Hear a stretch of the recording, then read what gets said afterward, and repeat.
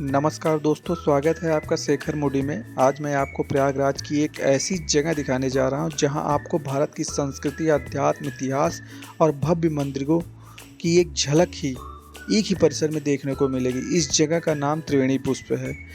तो मैं अपनी यात्रा शुरू करते हुए आपको बताना चाहूँगा कि इस समय मैं नैनी ब्रिज से अरैल घाट की तरफ आगे की तरफ निकल चुका हूँ और मुझे अरैल का इलाका बहुत पसंद है क्योंकि यहाँ गंगा और यमुना के किनारे शांति, खुला वातावरण और प्राकृतिक सुंदरता मन को सुकून देती है।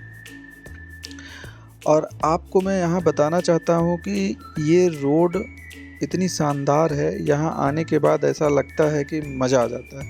दाईं ओर आपको शिवालय पार्क दिखाई दे रहा है, जो स्थानीय लोगों के बीच एक लोकप्रिय स्थान है।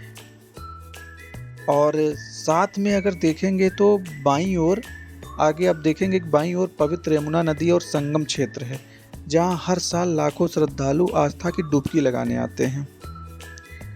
और उसी तरफ अगर बाईं ओर देखेंगे तो आगे एक अकबर का ऐतिहासिक किला है और शास्त्री ब्रिज भी दिखाई पड़ता है, जो प्रयागराज की पहचान माने जाते हैं।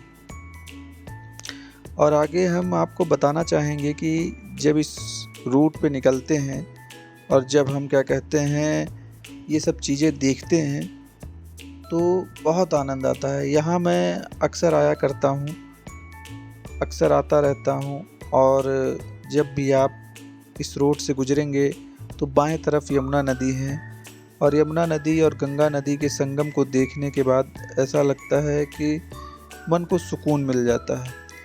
इतना ज़बरदस्त लोकेशन है। अगर आप प्रयागराज आते हैं तो इस लोकेशन को अपने लिस्ट में ज़रूर शामिल करें और विज़िट करें, देखें, इसका अनुभव लें, आनंद लें, क्योंकि बहुत मज़ा आता है जब आप यहाँ पे आते हैं और देखते हैं संगम का नज़ारा। और हमें तो बहुत मज़ा आता है। और हम आपको आगे दिखाएंगे कि जो त्रिवेणी पुष्प है उसके अंदर जो पार्क बना हुआ है, उस पार्क में मानो कि क्या कहते हैं कि आपको कि भारत की जो संस्कृति है, इतिहास है, अध्यात्म है, वो एक ही पार्क में एक झलक के रूप में देखने को मिल जाएगी। तो आगे हम आपको दिखाएंगे और चलते हैं त्रिवेणी पुष्प की तरफ। और आगे आप देखिएगा कि कितना बेहतरीन नज़ारा है।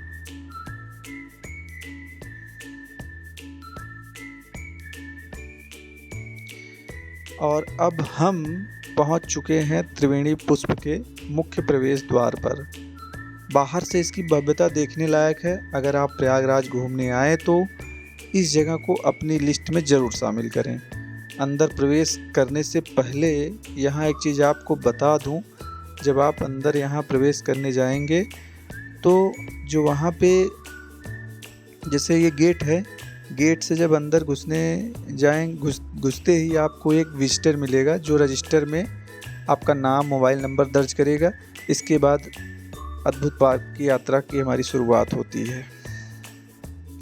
जैसे ही हम अंदर प्रवेश करते हैं तो सबसे पहले योग के 12 चरणों को दर्शाती हुई प्रतिमा दिखाई देती है। ये हमें स्वस्थ जीवन, अनुशासन और भारतीय योग परंपरा का संदेश देती है। और योग के इसमें 12 चरण को दिखाया गया है और साथ में ये साउथ का मंदिर दिखाया गया है और सामने महादेव की प्रतिमा बनाई गई है और राइट साइड में भी मंदिर का निर्माण किया गया है। और सामने जस्ट देखेंगे भगवान शिव की विशाल और दिव्य प्रतिमा दिखाई दी गई है। शांत मुद्रा में विराजमान महादेव पूरे परिसर में आध्यात्मिक ऊर्जा से भर देते हैं। यहाँ कुछ समय बैठने पर मन को अलग ही शांति का अनुभव होता है। सामने आदि गुरु शंकराचार्य की प्रतिमा है और उसके बाद यहाँ पे वाहे गुरु जी की और महाराणा प्रताप का स्टेचू बना हुआ है, जो कि हमारे संस्कृति और इतिहास के गौरव रहे हुए।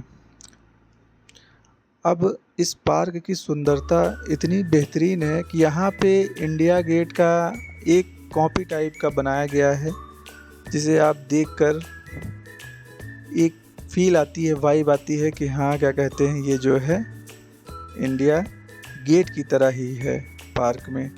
और यहाँ पे भारत माता का स्टैचू भी बनाया गया है, जहाँ पे हमको एक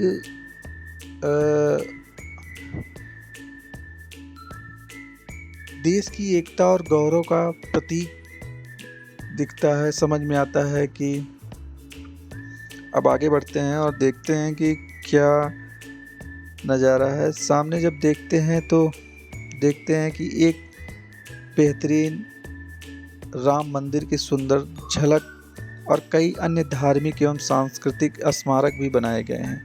सच कहूँ तो ऐसा लगता है कि जैसे पूरे भारत की संस्कृति को एक ही जगह में समेट दिया गया है। पार्क में बहुत सारे अपने इतिहास और संस्कृति के बारे में बताया गया है। जैसा कि सामने महादेव का शिवलिंग है, दर्शन करिए और एक अलग ही आध्यात्मिक ऊर्जा यहाँ पे मिलती है। और मैं आपको कुछ कहना चाहता हूँ और मैं आपको कुछ बताना चाहता हूँ, तो ध्यान से सुनिएगा। अगर आप प्रयागराज में आते हैं तो आपका प्लान बना रहे हैं घूमने का, तो त्रिवेणी पुष्प जरूर आइए। यह पार्क अरैल घाट के पास स्थित है और परिवार, दोस्तों या बच्चों के साथ घूमने के लिए बेहतरीन जगह है। अगर आपको मेरा यह ब्लॉग पसंद आता है तो वीडियो को लाइक करें और चैनल को सब्सक्राइब ज़रूर करें और कमेंट करके बताइए कि आपको इस पार्क की कौन सी जगह सबसे ज़्यादा पसंद आई। और मैं आपको ये भी बताना चाहूँगा कि अगर आप इस पार्क में अपने दोस्त के साथ, अपने परिवार के साथ आते हैं तो यह पार्क आपके लिए बहुत ही शानदार है, क्योंकि यहाँ साफ़ सुथरा एक पार्क है। यहाँ पे आपको एक अलग वाइब मिलेगी, एक अलग एनर्जी मिलेगी। ऐसा लगेगा कि यार ये एक ऐसी जगह पे हम आ गए हैं जहाँ पे क्या कहते हैं, एक अलग ही ऊर्जा और अलग ही वाइब मिल रही है। अगर आपको ब्लॉग अच्छा लगता है तो कृपया चैनल को सब्सक्राइब करिएगा और आगे भी ऐसे शानदार ब्लॉग आपके लिए मैं पेश करता रहूँगा। मैं अभी शुरू किया हूँ कुछ ऐसे जगहों पे घूमना, क्योंकि जीवन में घूमते रहना बहुत ज़रूरी है, क्योंकि बहुत कुछ सीखते हैं आप घूमने से। तो मैं भी जहाँ भी जाता हूँ घूमने तो व्लॉग के माध्यम में एक्सप्लोर करता हूँ। Thank you. जय हिंद।